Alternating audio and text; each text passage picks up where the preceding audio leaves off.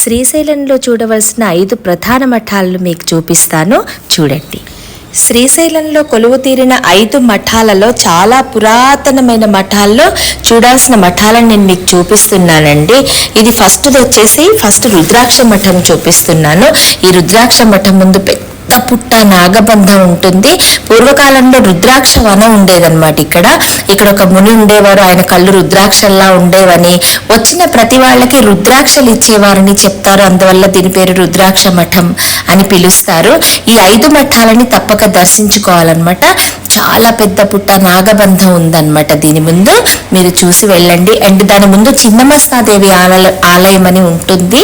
చెట్టు కిందనే అమ్మవారు ఉంటారండి, చాలా బాగుంటారు. ఇది చిన్నమస్తాదేవి ఇదన్నమాట. దీన్ని తప్పకుండా దర్శించుకోండి. నెక్స్ట్ విభూతి మఠం.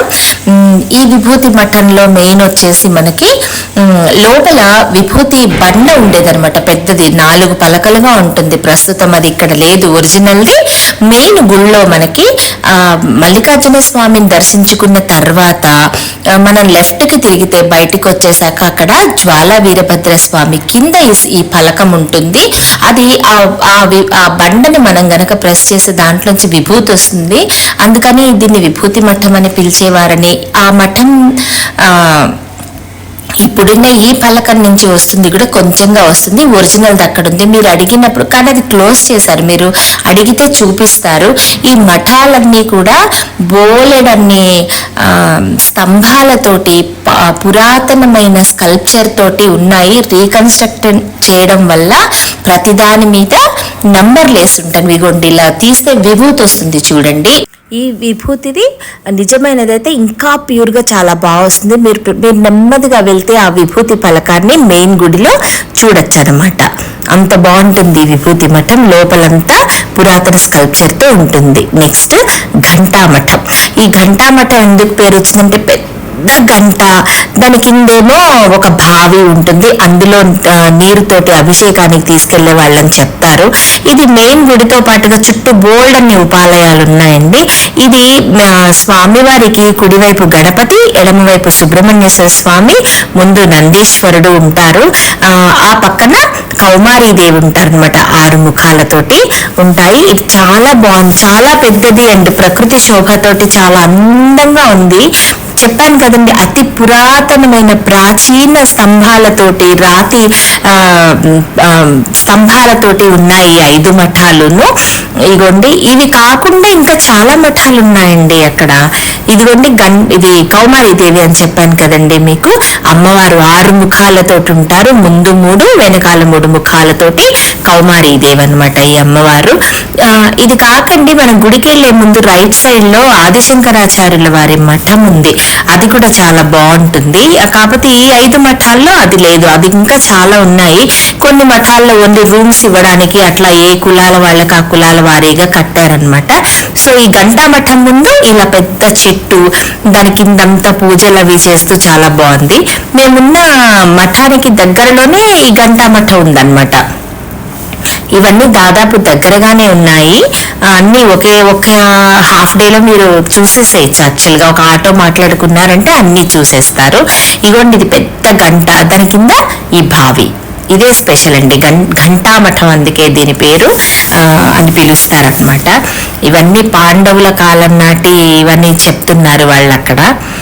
ఇగోండి, మెయిన్ పరమేశ్వరుని చూసుకోవాలి, తర్వాత అమ్మవారిని చూసుకోవాలి, ఆ తర్వాత మనం ఆకాశంలోకి దిగాలి, ఆ తర్వాత నీరు, అలా వాటికి మైథాలజీకి రిలేటెడ్ అనమాట ఈ మఠాలన్నీను. ఇదిగోండి, చుట్టూ చిన్ని ఆలయాలు బోల్డ్ ఉన్నాయి. ఒక దాంట్లో 3 శివలింగాలు ఉన్నాయి, ఒక దాంట్లో 1 ఉంది, ఒక దాంట్లో చిన్నగా, అట్లా రకరకాలుగా ఉన్నాయి.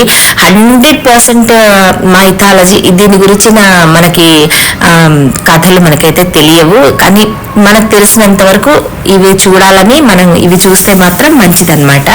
ఇటువంటి లోపలికి ఎక్కడికో సొరంగ మార్గం కూడా ఉంది. ఆ కాలంలో వాళ్ళు ఇవన్నీ ఆలోచించి కట్టిన మఠాలు ఇవన్నీను.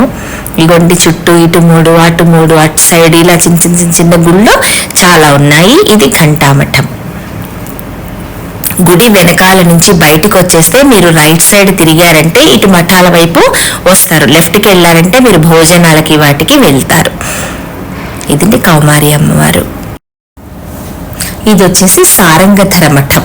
ఇది కూడా చాలా బాగుంది. ఇందులో అమ్మవారు అయితే మళ్ళీ మళ్ళీ మళ్ళీ మళ్ళీ చూడాలనిపిస్తుంది, అంత అందంగా ఉన్నారు అమ్మవారు.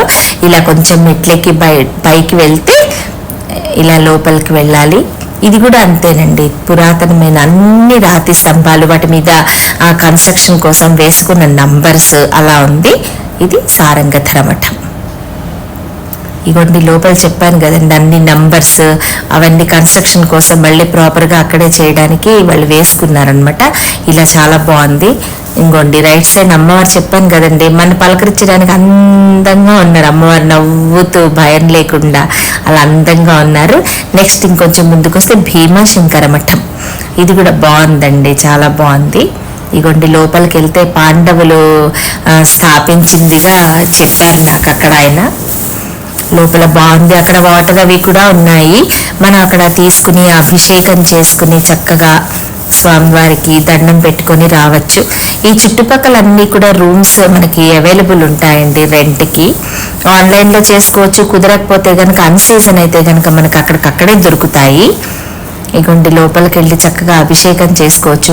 శివుడికి అభిషేక ప్రియుడు కాబట్టి మనం ఎక్కడన్నా నీళ్లు తీసుకెళ్తే పరవశిచ్చిపోతారు ఆయన.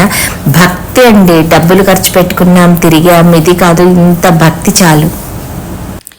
ఇవి శ్రీశైలంలో చూడాల్సిన 5 ముఖ్యమైన మఠాలు.